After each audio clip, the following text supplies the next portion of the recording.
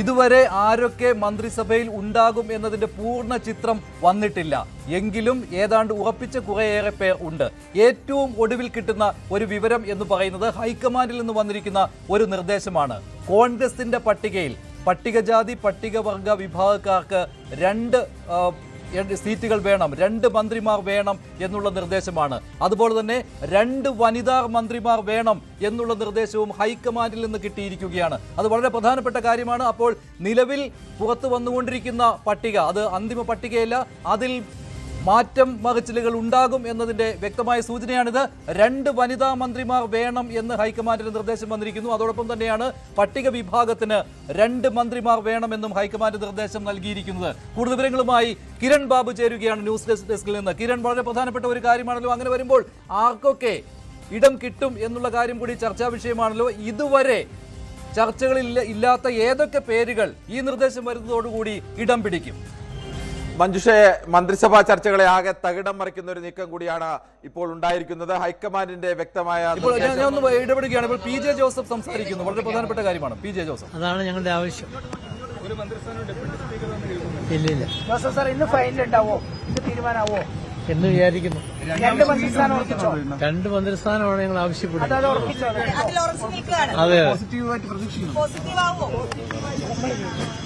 2 മന്ത്രിമാർ എന്നുള്ള കാര്യത്തിൽ ഇപ്പോഴും പി ജെ ജോസഫ് വിഭാഗം ഉറച്ചു നിൽക്കുകയാണ്. പക്ഷേ 1 മന്ത്രി എന്നുള്ള നിർദ്ദേശമാണ് കോൺഗ്രസ് മുന്നോട്ട് വെച്ചിരിക്കുന്നത്. ആ നിർദ്ദേശം പി ജെ ജോസഫ് വിഭാഗത്തിന് അംഗീകരിക്കേണ്ടി വരും എന്ന് തന്നെയാണ്. പക്ഷേ ഇപ്പോഴും 2 മന്ത്രിമാർ വേണമെന്ന് പി ജെ ജോസഫ് പരസ്യമായി ആവശ്യപ്പെട്ടുകൊണ്ടിരിക്കുകയാണ്. ലീഗാകട്ടെ 5 മന്ത്രിമാർ, 4 മന്ത്രിമാരും അതുപോലെ തന്നെ ഒരു ക്യാബിനറ്റ് പദവിയും നൽകാം എന്നുള്ളതാണ്. ഭരണപരിഷ്കാര കമ്മീഷന്റെ ചെയർമാൻ പദവിയും നൽകാം എന്നുള്ളതാണ് കോൺഗ്രസ് മുന്നോട്ട് വെച്ചിരിക്കുന്ന നിർദ്ദേശം. ലീഗ് അതിന് വഴങ്ങുമോ എന്ന കാര്യവും ഇതുവരെ വ്യക്തമായി വന്നിട്ടില്ല. അതോടൊപ്പം തന്നെയാണ് മറ്റ് ഘടകകക്ഷികൾക്ക് ഓരോ മന്ത്രിമാരെ നൽകുക എന്നുള്ളത്. അതോടൊപ്പം തന്നെ മാണി സി കാപ്പനും അനൂപ് ജേക്കബും ടേം വ്യവസ്ഥയിൽ വരും എന്നുള്ള കാര്യവും. അങ്ങനെയാണെങ്കിൽ മാത്രമേ കോൺഗ്രസിന് 12 മന്ത്രിസ്ഥാനങ്ങൾ മുഖ്യമന്ത്രി ഉൾപ്പെടെ കിട്ടുകയുള്ളൂ. പക്ഷേ ഏറ്റവും പ്രധാനപ്പെട്ട കാര്യം ഇപ്പോൾ വന്നിരിക്കുന്ന ഹൈക്കമാൻഡിന്റെ ഈ നിർദ്ദേശമാണ്. 2 വനിതാ പ്രാതിനിധ്യം വേണം കോൺഗ്രസ് പട്ടികയിൽ. ഒപ്പം തന്നെ പട്ടിക വിഭാഗത്തിൽ നിന്ന് 2 പേർ വേണം എന്നുള്ള കാര്യവും വന്നിരിക്കുകയാണ്. കിരൺ ബാബു പറഞ്ഞോളൂ. അങ്ങനെയാണെങ്കിൽ IC ബാലകൃഷ്ണൻ, ഉഷ വിജയൻ തുടങ്ങിയവരൊക്കെ ഉണ്ടല്ലോ, KA തുളസി, ഇങ്ങനെയുള്ളവരുടെ പേരുകളൊക്കെ വരുമല്ലോ. ICയുടെ പേര് നേരത്തെ തന്നെ ഉണ്ടായിരുന്നു.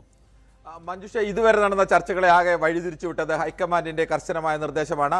പട്ടികജാതി പട്ടികവർഗ വിഭാഗത്തിൽ നിന്ന് 2 പേരെ വേണം എന്നൊരു നിർദ്ദേശം. അതോടൊപ്പം തന്നെ 2 വനിതകൾ ഈ മന്ത്രിസഭയിൽ ഉൾപ്പെടണം. അങ്ങനെയാണെങ്കിൽ ഈ നിർദ്ദേശം സാധ്യമായി കഴിഞ്ഞാൽ കേരള ചരിത്രത്തിൽ തന്നെ വിപ്ലവകരമായ ഒരു തീരുമാനമായിരിക്കും അത്.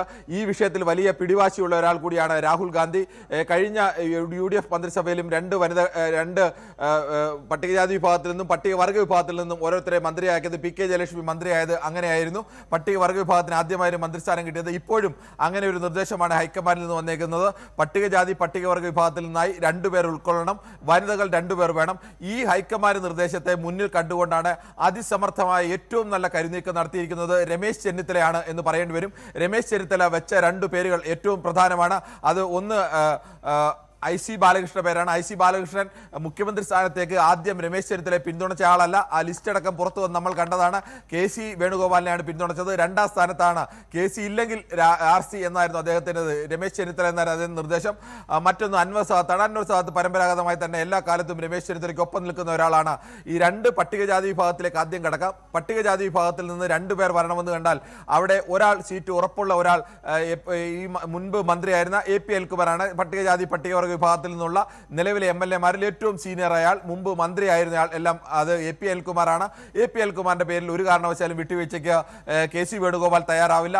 2ാമത് ഒരു പേര് കൂടി വരുന്നു എന്നാണ് പ്രധാനം. 2ാമത് ഒരു പേരിന്റെ സ്ഥാനത്തേക്കാണ് IC ബാലകൃഷ്ണന്റെ പേര് വെക്കുന്നത്. IC ബാലകൃഷ്ണന്റെ പേര് രമേശ് ചെന്നിത്തല വെക്കുന്നതിൽ വലിയൊരു തന്ത്രം കൂടിയുണ്ട്. ഹൈക്കമാൻഡ് നിർദ്ദേശം പട്ടികജാതി പട്ടികവർഗ വിഭാഗത്തിൽ നിന്നായി 2 പേർ വരണമെന്നാണ്. അങ്ങനെയാണെങ്കിൽ പട്ടികവർഗ വിഭാഗത്തിൽ നിന്നാണ് IC ബാലകൃഷ്ണൻ വരുന്നത്. അപ്പോൾ IC ബാലകൃഷ്ണന്റെ പേര് വെട്ടാൻ KC വേണുഗോപാൽ വേണുഗോപാലിനും കഴിയില്ല, IC ബാലകൃഷ്ണന്റെ പേര് വെട്ടാൻ VD സതീശനും കഴിയില്ല. ഈ രണ്ടുപേർക്കും ഒരേപോലെ ചെക്ക് വെക്കുകയാണ് IC ബാലകൃഷ്ണൻ എന്ന പേരിലൂടെ. പട്ടികജാതിയും പട്ടികവർഗത്തിൽ നിന്ന് ഓരോരുത്തർ വേണം എന്നൊരു നിർദ്ദേശം എന്തായാലും നിലവിൽ വന്നിട്ടില്ല. പക്ഷേ സ്വാഭാവികമായും അങ്ങനെ ഒരു നിർദ്ദേശം വന്നാൽ അതിനോടായിരിക്കും ഹൈക്കമാൻഡ് കൂടുതൽ യോജിക്കുക എന്ന് രമേശ് ചെന്നിത്തലയ്ക്ക് വളരെ കൃത്യമായി തന്നെ അറിയാം. അതുകൊണ്ടാണ് രമേശ് ചെന്നിത്തല IC ബാലകൃഷ്ണന്റെ പേര് മുന്നോട്ട് വെച്ചത്. ഇതിന് ബദലായിട്ടാണ് ഇപ്പോൾ മറ്റൊരു നിർദ്ദേശം കൂടി വരുന്നത്. KA തുളസിയുടെ പേര് കൂടി വെക്കുന്നു. അതിനും രമേശ് ചെന്നിത്തലയുടെ പിന്തുണയുണ്ട് എന്ന് പറയുന്നു. KA തുളസിയും ശ്രീകണ്ഠനും എല്ലാം നിന്നത് VD സതീശനൊപ്പമായിരുന്നു. അത് പഴയ I ഗ്രൂപ്പുകാരാണ്, രമേശ് ചെന്നിത്തലയുമായും അടുപ്പമുള്ളവരാണ്. അവിടെ ഒരേ സമയം KC വേണുഗോപാലിനെ വെട്ടിലാക്കുക എന്നൊരു നീക്കം കൂടി ഈ KA തുളസിയുടെ പേര് വെക്കുന്നുണ്ട്. KA തുളസി വന്നു കഴിഞ്ഞാൽ പട്ടിക വിഭാഗത്തിൽ നിന്ന് രണ്ടാമതൊരാൾ കൂടിയാവുന്നു. രണ്ട് വനിതകൾ എന്നതിൽ നിന്ന് രണ്ടാമതൊരു വനിത കൂടിയാവുന്നു. അങ്ങനെ വനിത എന്നുള്ള പ്രാതിനിധ്യവും പട്ടിക വിഭാഗത്തിന്റെ പ്രാതിനിധ്യവും ഒരേപോലെ പാലിക്കാൻ കഴിയുന്ന ഒരാളുടെ പേരാണ് KA തുളസിയുടെ പേര്. KA തുളസി വന്നാൽ സംസ്ഥാനത്തെ മറ്റൊരു പ്രധാനപ്പെട്ട നേതാവ് VK ശ്രീകണ്ഠനെ കൂടി സ്വന്തം പക്ഷത്തെത്തിക്കാം എന്നൊരു നീക്കം കൂടി ഇതിലുണ്ട്. അങ്ങനെയാണ് KA തുളസിയുടെ പേര് കൂടി സജീവമായി രംഗത്തേക്ക് വരുന്നത്. KA തുളസിക്ക് പകരം പട്ടികജാതി വിഭാഗത്തിൽ നിന്നാണെങ്കിൽ രമ്യ ഹരിദാസിന്റെ അടക്കം പേരുകൾ ഉണ്ടായിരുന്നു. പക്ഷേ രമ്യ ഹരിദാസിന്റെ പേര് വെക്കുമ്പോൾ തിരുവനന്തപുരത്ത് നിന്നും കൊല്ലത്ത് നിന്നും എറണാകുളം മുതൽ തിരുവനന്തപുരം വരെയുള്ള ഭാഗത്തു നിന്നാണ് കോൺഗ്രസിൽ ഏറ്റവും കൂടുതൽ മന്ത്രിസ്ഥാനത്തിന് ഉറപ്പുള്ളവരുള്ളത്. പ്രത്യേകിച്ച് മലബാറിൽ നിന്ന് സണ്ണി ജോസഫിന് അപ്പുറത്തേക്ക് മന്ത്രിസ്ഥാനം ഉറപ്പുള്ള ഒരാൾ പോലുമില്ല. അപ്പോൾ പാലക്കാടിന്റെ പ്രതിനിധി എന്ന നിലയിൽ കൂടി KA തുളസിയുടെ പേര് വെക്കുന്നു. അതോടൊപ്പം തന്നെ കൊങ്ങാട് എന്ന് പറയുന്ന പരമ്പരാഗതമായി LDF ജയിച്ചുകൊണ്ടിരിക്കുന്ന ഒരു മണ്ഡലം പിടിച്ചെടുത്ത നേതാവ് എന്ന നിലയിൽ കൂടി KA തുളസിയുടെ പേര് വെക്കുന്നു. അപ്പോൾ KA തുളസിയെ വെട്ടിമാറ്റുക എന്നത് പ്രയാസമായ ഒരു കാര്യമാണ്. കാരണം ഹൈക്കമാൻഡിന്റെ നിർദ്ദേശം ഇതാണ്, രണ്ടുപേർ വരണം. ഒന്നുകിൽ പട്ടികജാതി വിഭാഗത്തിൽ നിന്ന് രണ്ടുപേർ വരണം, അല്ലെങ്കിൽ പട്ടികജാതി വിഭാഗത്തിൽ നിന്നും പട്ടികവർഗ വിഭാഗത്തിൽ നിന്നും ഓരോരുത്തർ വരണം. അങ്ങനെയാണെങ്കിൽ പോലും IC ബാലകൃഷ്ണന്റെ പേര് ഈ പട്ടിക വിഭാഗത്തിനകത്ത് പട്ടികവർഗ വിഭാഗത്തിൽ കൂടി പെടുന്നതാണ് IC ബാലകൃഷ്ണൻ. അപ്പോൾ പട്ടികവർഗ വിഭാഗത്തിൽ നിന്ന് IC ബാലകൃഷ്ണന്റെ പേര് വെട്ടിക്കളയുക ഒരേ സമയം KC വേണുഗോപാലിനും VD സതീശനും പ്രയാസമാണ്. അങ്ങനെയാണ് ആ പേര് മുന്നോട്ട് വെക്കുന്നത്. ഇതിന് ബദൽ അതിന് മറ്റൊരു ഓപ്ഷൻ എന്ന നിലയിൽ കൂടിയാണ് KA തുളസിയുടെ പേര് മുന്നോട്ട് വരുന്നത്. KA തുളസിയുടെ പേര് വന്നാൽ സ്വാഭാവികമായും ഈഴവ വിഭാഗത്തിൽ നിന്ന് പ്രധാനപ്പെട്ട ചിലരെ മന്ത്രിമാരാക്കേണ്ടി വരും.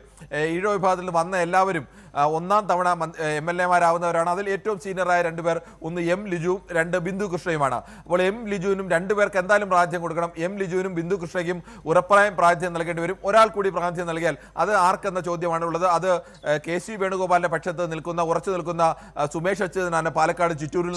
കിരൺ, മറ്റൊരു കാര്യം എന്ന് പറയുന്നത് വനിതാ പ്രാതിനിധ്യം രണ്ടുപേർക്ക് വേണമെന്ന് ഹൈക്കമാൻഡ് നിർദ്ദേശം നൽകുമ്പോൾ ഇതിനകം തന്നെ രണ്ട് വനിതകളുടെ പേര് സജീവമായി ചർച്ചയിൽ ഉണ്ടായിരുന്നുവല്ലോ, ബിന്ദു കൃഷ്ണയുടെയും അതുപോലെ തന്നെ ഷാനിമോൾ ഉസ്മാന്റെയും പേര്. അപ്പോൾ അവരെയും കടന്നാണോ ഇപ്പോൾ KA തുളസിയുടെ പേര് വന്നിരിക്കുന്നത്? ഒരേ സമയം വനിത എന്നുള്ള പരിഗണനയും അതുപോലെ തന്നെ SC വിഭാഗത്തിൽ നിന്നുള്ള ആൾ എന്നുള്ള പരിഗണനയും KA തുളസിയുടെ സാധ്യതകൾ കൂട്ടിയിരിക്കുന്നു എന്നല്ലേ മനസ്സിലാക്കേണ്ടത്? അപ്പോൾ മഞ്ജുഷ, അത് തന്നെയാണ് ഇത് ഞാനത് പറഞ്ഞത് തുടക്കത്തിൽ തന്നെ തന്ത്രപരമായ ഒരു നീക്കം എന്ന് പറഞ്ഞത്.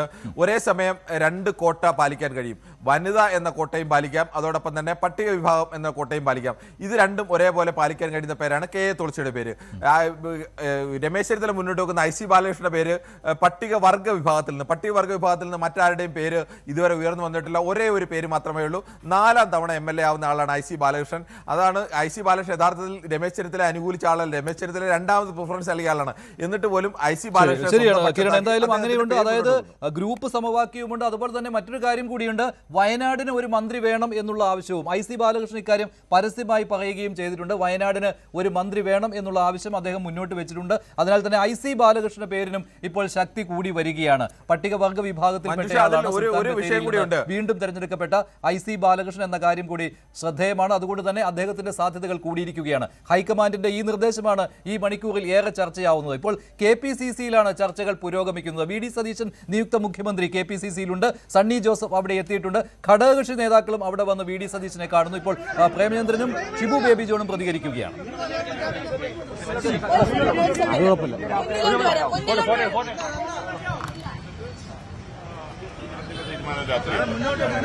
അഭിപ്രായങ്ങൾ ഞങ്ങളുടെ പ്രായമുള്ള കോൺഗ്രസിന്റെ അഭിപ്രായങ്ങൾ പറഞ്ഞു. നല്ലൊരു ഭരണം എങ്ങനെ മുന്നോട്ട് കൊണ്ടുപോകും, ദീർഘമായ ചർച്ച അതിനെക്കുറിച്ചായിരുന്നു. ബാക്കി എല്ലാവരുമായിട്ട് ചർച്ച ചെയ്തിട്ട് ഇന്ന് രാത്രി കൊണ്ട് വകുപ്പിന്റെ ഒരു പിടിവാശിയില്ല. കൂടുതൽ വാർത്തകൾക്ക് News 18 Keralam YouTube channel subscribe ചെയ്യുക.